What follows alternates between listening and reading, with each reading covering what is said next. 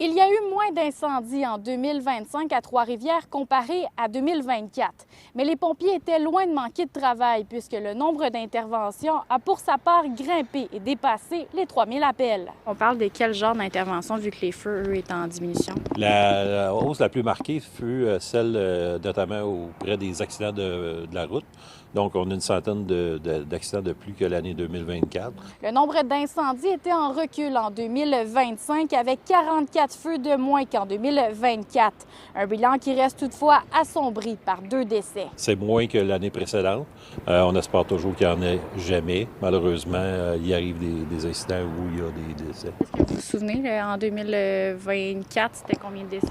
De mémoire, je crois qu'il y en avait eu 4. Dans le rapport annuel publié jeudi, on apprend que les pompiers de Trois-Rivières récoltent une note presque parfaite pour leur force de frappe qui prévoit l'intervention de 10 pompiers en 10 minutes sur les lieux d'un incendie. On se rappellera, en 2024, il y a eu l'ajout de pompiers dans certaines casernes. Donc, ce qui a fait pour avoir une meilleure force de frappe, mais diminuer le nombre de casernes afin de l'atteindre également. Donc, à 2 casernes, on est capable d'atteindre le nombre de 10 pompiers. Des efforts ont aussi été mis sur la prévention. En 2025, 84 activités d'information et d'éducation ont été tenues et 144 logements de plus qu'en 2024 ont été inspectés. On a eu plus de 13 000 visites préventives résidentielles qui ont été effectuées au cours de l'année.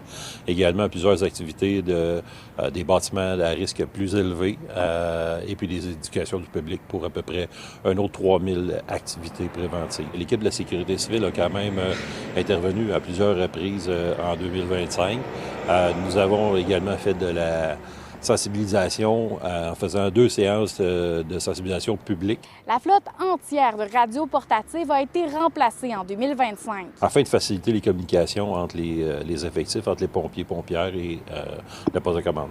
Justement, là, pour les gens qui sont moins familiers, qu'est-ce que ça change, le fait que ça soit connecté avec l'appareil respiratoire? Ça améliore grandement la qualité des transmissions auditives. Donc, les gens comprennent davantage. C'est plus de sécurité pour les pompiers, mais les gens comprennent davantage les messages. Quand on regarde le bilan, c'est somme toute très positif, mais est-ce qu'il y a quand même des petites choses qu'on se dit, on vise ça pour 2026, d'améliorer cet élément-là? Bien, en fait, on vise toujours l'amélioration, notamment qui passe par la formation. Cette année, en 2025, c'est-à-dire on a été capable d'intégrer une nouvelle section qui est la section formation avec un chef à la formation et santé-sécurité et également 4 capitaines à la formation santé-sécurité. Et il y a eu plus de 9100 heures qui ont été effectuées en formation continue. En 2025, les pertes liées aux incendies de bâtiments dépassent les 8,6 millions de dollars. À Trois-Rivières, Frédéric Bacon pour Nouveau Info.